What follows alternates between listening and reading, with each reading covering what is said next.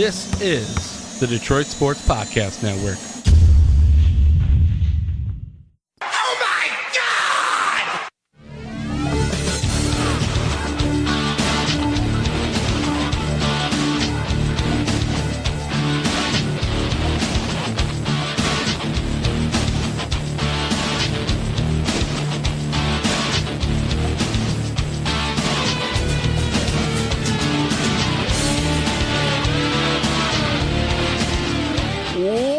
Welcome, everybody, and happy soon-to-be New Year. This is the DocNJock Wrestling Podcast, episode 62.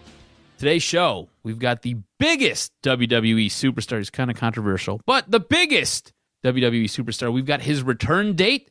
Also, another superstar says, I do. We'll tell you about that. Of course, we're going to review Raw and Smackdown, and doing it with me, as always. I'm not sure if he's going to go by the man today, or if he's going to go by something else. Maybe he is glorious. I'm not sure. He is the one. He is the only. He is the Doc, John Macaroon. What's up, cuz? No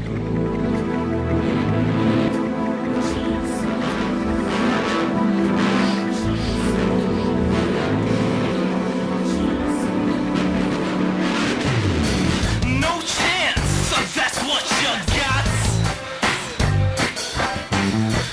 Up against so much. What up, cuz? What's going on? You're the owner and the chairman, huh? That's right, brother. That's right. Vince McMahon's back. He's a character. You know he wants out so bad. Yeah. I feel bad for him. He created this monster. And Vince McMahon is a ratings draw. He really is, because the numbers are up since he returned to TV. This dude has tried so hard to get out of being on WWE TV. He has tried so damn hard. But you fans just keep sucking him back in every time he gets out. Oh, poor Vince. Poor Vince. I don't really feel bad for him because the dude's a billionaire. He keeps pulling millions and millions out to put it in the XFL. But, hey, dude, it sucks because he wants so bad to not have to portray the Mr. McMahon character. He just wants to be in the back. He wants to do the production that he does, work in Gorilla. He wants to go run the XFL. He just wants to leave it to the kids. Let the kids run it. He says, it's a kid's game. I'm an old man. I need to go do other things. And you just won't let him go. You just won't let him go because every time he shows up on TV, guess what happens?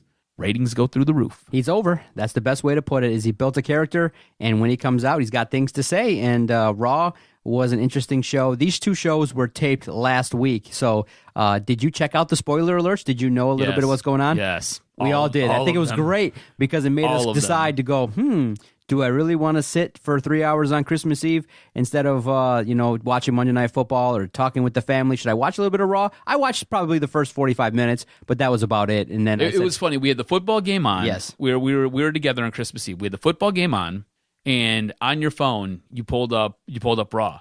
And you're like, check out this match. And we're watching the match. And then next thing you know, little kids are screaming and running around, and we had to go tend to them. But exactly. it was nuts. And it was the open of Raw. It was a Christmas-themed match between Elias and Lashley, and I thought it was entertaining. And I feel like when they have those gimmicky matches for Christmas, some people are like, it's corny, it's not that fun. Hate them. Yeah, but I thought it was fun, and I think it was great to embarrass Lio Rush by dumping eggnog on him. And I do think that Elias is getting the deserved push that he deserves. And it just sucks that it's at the expense of Bobby Lashley, because I like the badass character with Lio Rush, but right now he's kind of like one of those glorified enhancement talent that's there, but maybe not until maybe the middle of 2019 will he get a solid push. It's so weird because he's a guy who could be so over if he's just packaged and presented right. And I think this is the right presentation for him. It just, you have to now get him over. Yeah. He seems like he's glorified mid-carder, that's all. Bobby Roode and Chad Gable defeated the Revival by pinfall to retain the Raw Tag Team Championships in a match that probably could have been better. It was okay. Wasn't great. These guys are capable of so much more, and it just kind of felt flat. I like the entrance with Roode and Gable. I feel like adding Gable to it made it fun. I think they're going to have a little bit of an extended run there. And the Revival, like I said, getting closer. And I do think that the way in which the tag team division is going to be reshaped in the coming months will be beneficial. And a tag team like Roode and Gable having it, while they could definitely be viewed as better, I think they're the right team right now to have it. I agree with you. And I think the Revival, being in this position, being in this spot, I think it's going to make them better. And in the long term, they'll end up getting the much-deserved push that they deserve. We then had a triple threat match with Finn Balor, who won by defeating Dolph Ziggler and Drew McIntyre. It's kind of weird. He ended up winning by pinfall. McIntyre was knocked out of the match by a super kick and a coup de grace from Finn. Finn then took out Ziggler with a coup de grace to get the win. McIntyre gets back up, and then he tries to get some revenge, but in the end, he takes a zigzag from Dolph Ziggler. This is weird to me because we both agree Drew McIntyre deserves a massive push. He seems so legitimate. He owns his character. Like, he has bought into his character. Doesn't break it for anything. Yet the last couple weeks, he has taken a couple L's, and Finn Balor has been the beneficiary of this. I think we both agree Finn Balor deserves a push, especially since this was your first Universal Galactic Mars champion, and he had to turn the belt over in less than 24 hours, and he never got his rematch. So I think we both agree Finn deserves a push, and Drew deserves a push. Drew's taking it on the chin right now. Dolph Ziggler sometimes feels like he's collateral damage in all of this. He's just the guy.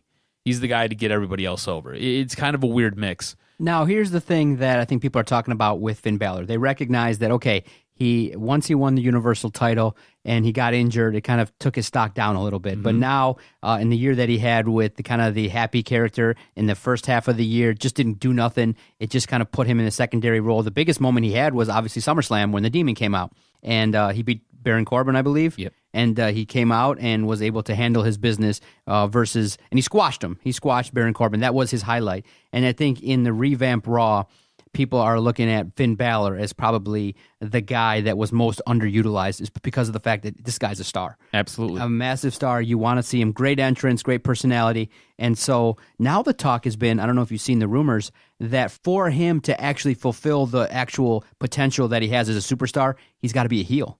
Do you think a heel Finn Balor could take the reins and be the preeminent star on Monday Night Raw? Well, I'll say this much. Raw is definitely lacking in heels who make you care, right? Like, Drew McIntyre makes you care because we both feel like he's destined for great things. But outside of him, who on Raw are you like, I want to see this match because I want to see the heel get his comeuppance? There's nobody.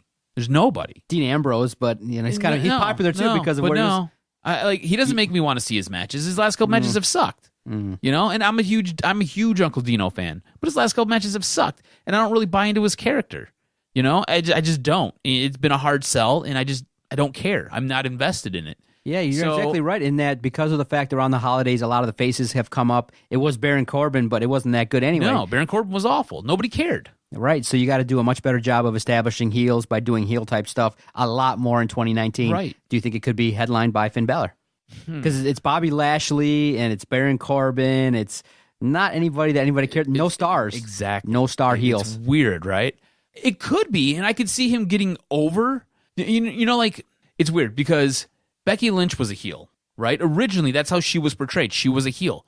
But she was so over with the fan base that she turned into this gray character. I won't ever call the man character. I won't ever call it a face or I won't call it a full-blown heel. She's a gray character.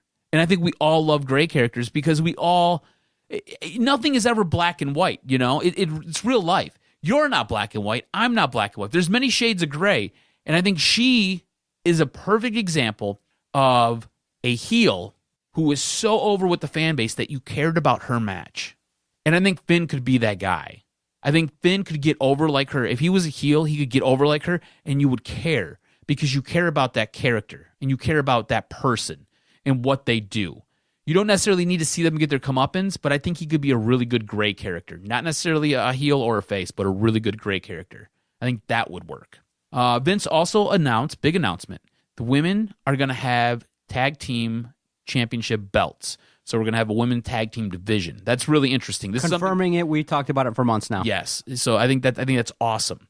In what I believe was the match of the night, Ronda Rousey beats Natalya by submission to retain the Raw Women's Championship.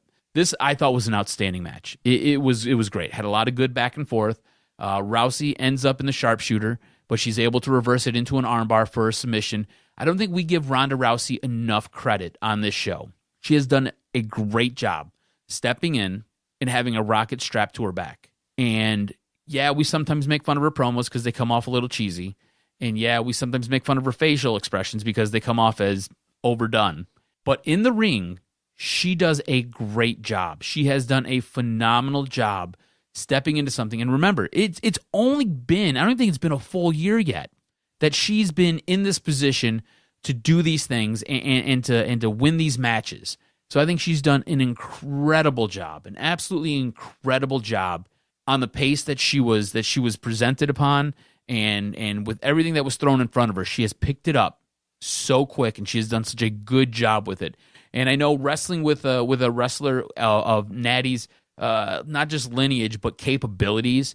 And remember, her and Natty train all the time together. Like, they are training partners. So this match, it doesn't surprise me that it came off flawless, but it surprises me how good Ronda has been in her last couple matches with different opponents. Every single week she gets in there, she performs outstandingly. And I think building up Natalya the way you did allows her to have a good end of the year for her, especially with what she's been going through. Sometimes and it gives Ronda credit, too. Exactly. And so Ronda Rousey is poised for a huge 2019. Overall, what grade would you give Ronda Rousey for her year? I would say a strong B+. Strong B+. Strong B+. Yes. And what would it have taken for her to get to an A? Right there on the verge of an A. I just remember her early promos coming off as very fake and very forced, and her facial expressions. Like I said, we make fun of those things. We laugh about those things because they're weird. Like, you just don't do that. You know, especially if you're about to fight somebody. You're not looking at them and you're not like, and I'm making a funny face at John right now, but you don't do that stuff. You just don't. Never in a million years when she was getting in an MMA ring did she ever make faces like she makes. You know what I'm saying? Yeah. It comes off as phony. And I'll stick with it. I think her attire just got to change. I just think, no, it's just not an attire that just it's attention seeking. It's attention grabbing. It's just not an attire a ring attire that I find appealing currently for her. It's not good. It should be something different. Right. I don't know if it will change, but it's what it is. Our main event was Seth Rollins beating Baron Corbin by pinfall. Was what it was. Overall, it was an okay Raw. I don't think it was great by any means. I think it was okay. I was disappointed that the Heyman Braun Strowman segment too. You felt like it could have been a lot more. It was just simply it didn't even make the rundown. It didn't make the rundown for a reason. Yeah, Paul Heyman speaks. Braun Strowman comes out, and that's about it. And he's like, "Okay, it's going to happen." And he's like, "Come get these hands." And it didn't really do a whole heck of a lot. And it kind of sucks that you got a big feud with both talented individuals not on the show. Too much, right? No, you're right. Braun's got the elbow situation, and you want a little bit more from Paul Heyman. I was a little bit let down. Yeah, I mean, like I said, there's a reason it didn't make the rundown. It just because I didn't feel like it was worthy for us to talk about it. Yeah, it wasn't much, right? You're right. Disappointing. It under-delivered for Under-delivered. Sure. And I think Raw was okay for a tape show, but I think if you were a person that read the spoilers, you weren't going to be that disappointed. No, you didn't really miss a whole lot. Yeah. With SmackDown, we opened up with an 8-man tag match between Anderson's, Gallows, the Usos, and Cesaro and Sanity. In this match, Anderson's, Gallows, and the Usos ended up winning. They won when Anderson's and Gallows caught Cesaro and delivered the Magic Killer to score the win over Sanity and the Bar. So I thought it was a good match. Thought it was solid. This is a continuation of what we're trying to do with the tag team division. And this is over all of WWE. The tag team division has been so underutilized, especially on Raw. SmackDown has been okay. It's been able to survive and keep its head above water. But on Raw, it has drowned. It has been dead for a while now. So you're trying to revive this. You're trying to give as many teams as much of a spotlight, and you're trying to put them in a position where they can have solid matches. This was a solid match. This was a good way to open up SmackDown. I thought it did its job. And again, it's just trying to reestablish what the tag division is. And like I said, Gallows and Anderson, definitely an underutilized tag team and one that you can make money on in the future. Absolutely. You give them these 3-year deals and maybe you have a year where you don't use them as effectively. But for, when we talked about it last week, they weren't used since August. That's ridiculous. That's especially nuts. Yeah, like I said, they got to be prominently featured going forward in 2019. Gallows and Anderson, look for them to have a good year. And I think, potentially speaking, if you're going to reintroduce more valets and managers, potentially speaking, some of these tag teams could be the beneficiary of some valets that are female or some very strong, talented talkers on the mic that can elevate some of these tag teams. Drake was okay, but not really the best for AOP. Mm-hmm. But I do think that others could benefit from some quality managers. Yeah, I definitely agree with you. Daniel Bryan comes out and speaking to talkers, cuts an excellent promo on consumerism, and then lays into R-Truth. Right. He then proceeds to literally lay into R-Truth. So it looks like Daniel Bryan, R-Truth will be our next setup, which is kind of weird. R-Truth is kind of like the guy that's been there, and sometimes from time to time, like in Natalya, just give him a push every 2 years, give him a run, and then he goes back down. Yes. But he always reinvents himself. He's does. there, with the last few years with Goldust, with his rap music. He's just a guy that's a quality professional that from time to time throw him a bone and keeps him invigorated and keeps him on the roster. He's been there well over a decade. He's over with the fans. Yeah. I mean, fans love him. A true pro's pro, a guy that can just hang around. And when you last at a company like WWE for a decade, you know that you're a staple. And a guy like that's getting paid good money. And so from time to time, a surprise run here and there is good for him and good for a character too. I agree with you 100%. And something that gets match of the week consideration, the Natalya Ronda Rousey match is in the mix. Mustafa Ali defeats Andrade Cien Almas. This was a very good match. Mustafa Ali is a star, okay? He is a star in the making. You're going to have to watch him because it's the bloom I don't think will come off the rose for quite some time. He is fun to watch in the ring. The way he moves, the way he's a high flyer.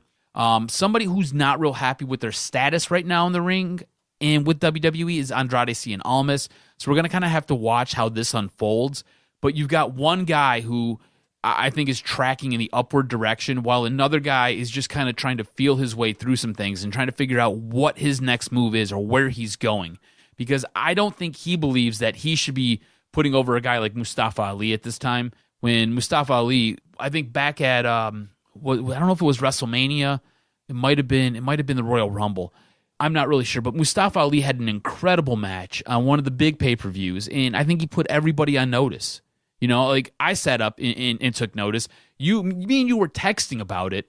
I mean, that's how good of a wrestler he is and how awesome he is in the ring. So you need to pay attention to Mustafa Ali. Shane McMahon agrees to become the Miz's tag team partner on Miz TV. We're going to see how that's going to unfold.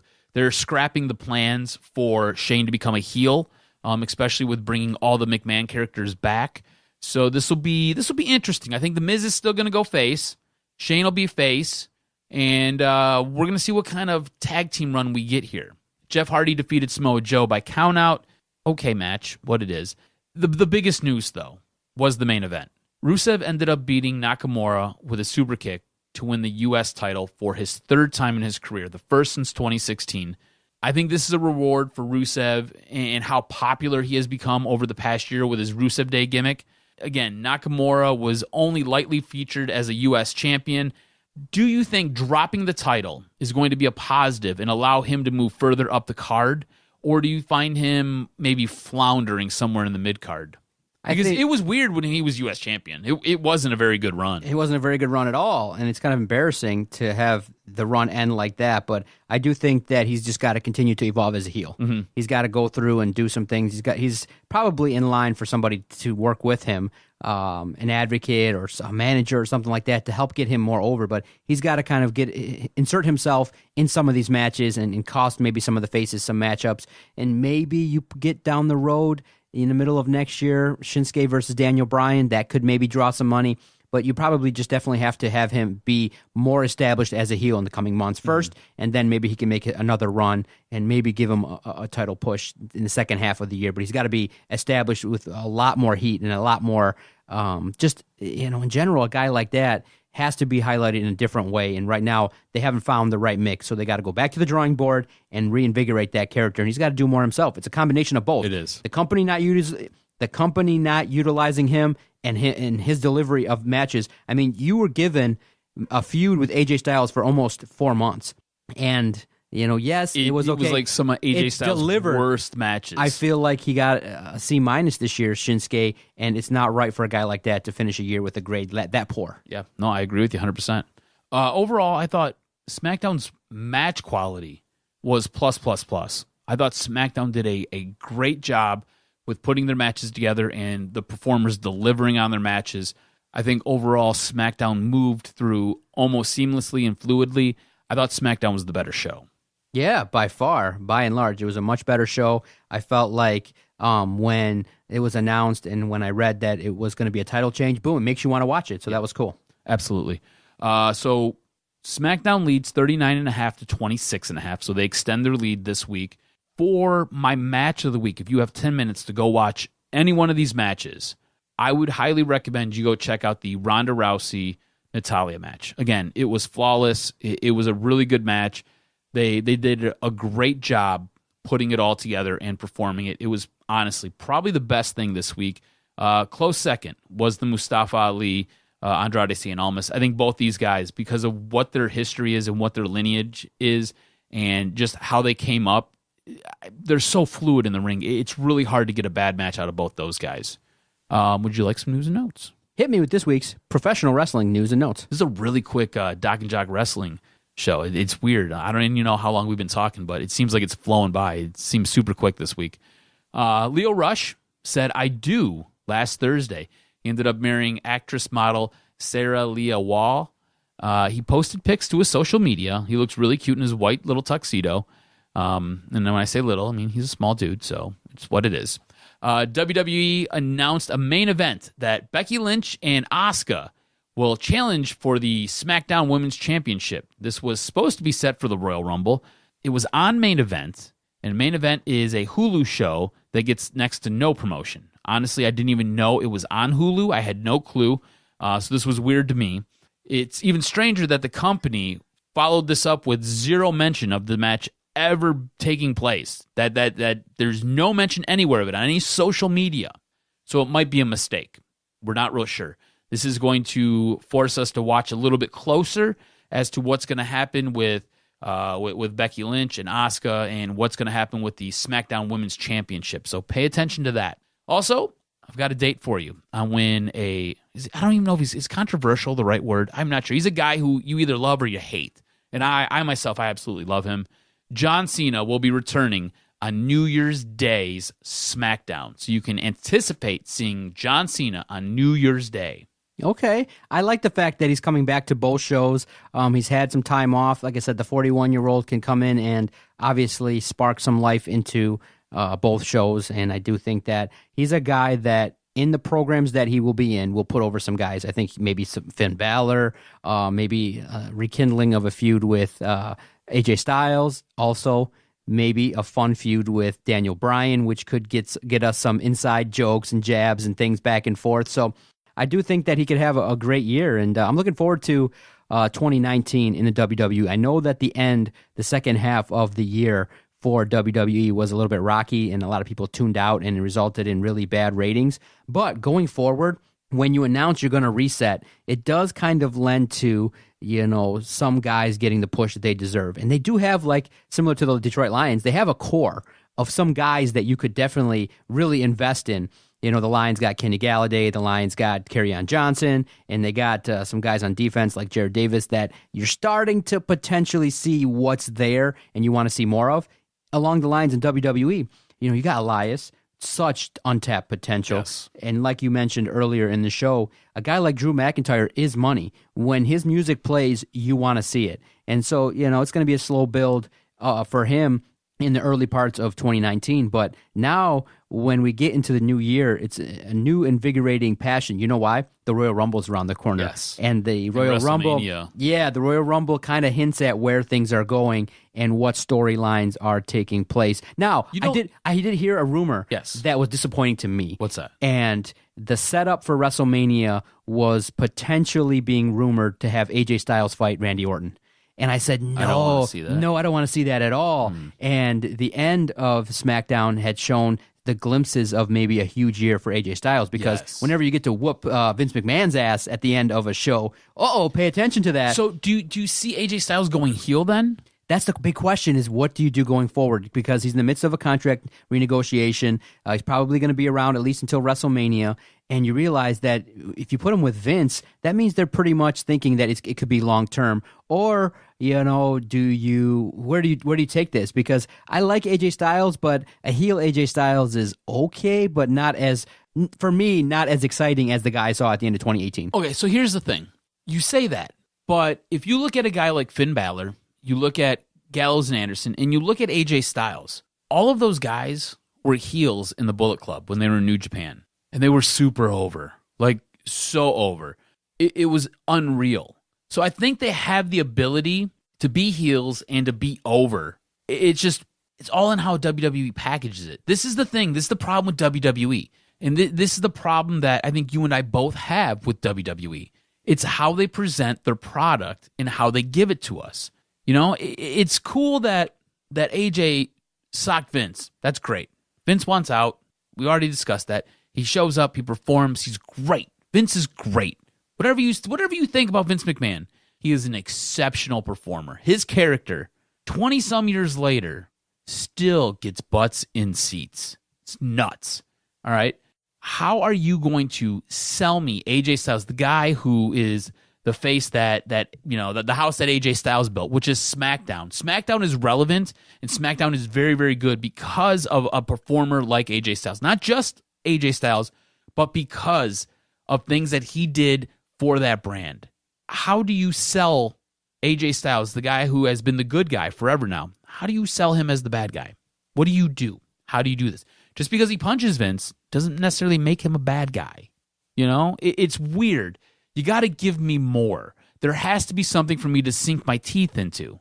You know, like you could have turned AJ heel in that feud with Samoa Joe, because Samoa Joe was pushing buttons. Samoa Joe went right to his family's doorstep, and AJ Styles still remained a face. Still, that didn't get him to turn. Vince McMahon telling him, I need to see this other side of you.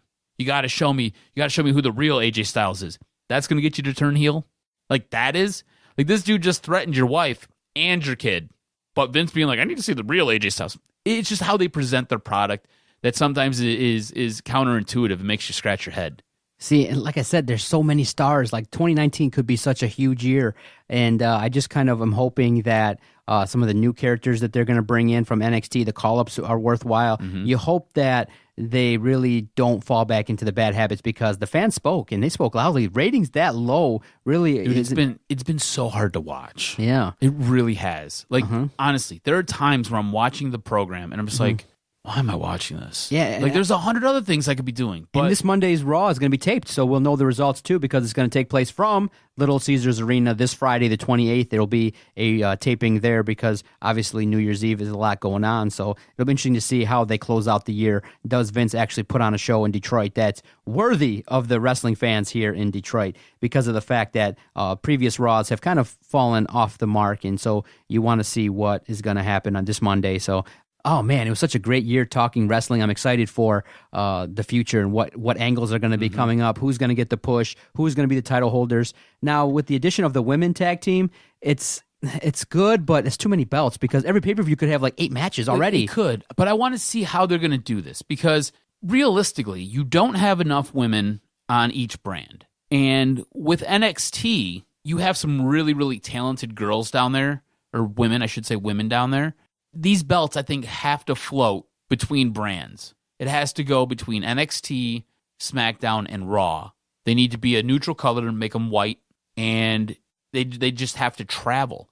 And you're going to get girls, or you're going to get women from NXT to wear the belts, and you're going to get women from SmackDown to wear the belts. It's going to be interesting. They need to do something and find some way to make it creative and work, because you just don't have enough spots for, like you said, all these belts. You don't have enough women on both brands, including NXT, to necessarily split everything up. You know, you can't just have Raw belts and SmackDown belts. You've got to have I think it works better when they travel, especially in this situation. You know, as far as Raw and SmackDown go, you can have your own men's championship, your own, women's championship. You can have your own secondary belts. That's all fine and good. But as far as tag team goes, you don't have enough women on the roster. You don't give them enough time. You've got 4 or 5 men's matches, and 1 or 2 of those might be a tag team. Women get 1 match generally every single show. If you're lucky, and it could be a good one, you might get 2. But generally you get at least 1, and that's it. So how do you make that work? It's going to be interesting to see what they do. Real quickly, in your mind, who was Wrestler of the Year? That's a good question. Is it AJ Styles? It has to be AJ Styles, right? Big feuds, big matchups, had the title for most of the year. He was the draw. Yeah. It has to be AJ Styles. Yeah. Who else? I don't know. Daniel Bryan turning heel was noteworthy, but I don't think because of the fact he was gone for a minute and, he's making his way back and this character's got to evolve, but it will be interesting to see how that character evolves. And yeah, so Doc and Jock will give our D&J Wrestling Podcast Wrestler of the Year to AJ Styles. No doubt about it. Yeah, Got no problem with it. I like that. All right, everybody. Thank you so much for supporting our project. Thanks to those also that work with us, sponsors of our podcast. Thanks to Breaking Down the Ring. You can listen to the Breaking Down the Ring podcast every single Wednesday on the Podcast Detroit platform. You can find them at BDRcast. Definitely check out the work that Dennis is doing. He's launching a brand new national wrestling program, the Wrestling Perspective Show. It's going to air, I think, the first episode January 6th, so tune in for that. You can follow Dennis on Twitter at Dennis77Farrell. Check out the Wrestling Perspective podcast. It airs on our network as well, on the Detroit Sports Podcast Network. Thanks again for everybody that's been tuning in. We greatly appreciate it. Follow Adam on Twitter at AdamRSTROZ, and follow us on Twitter at Detroit Podcast. Thanks, everybody. Look forward to a big 2019. See everybody later.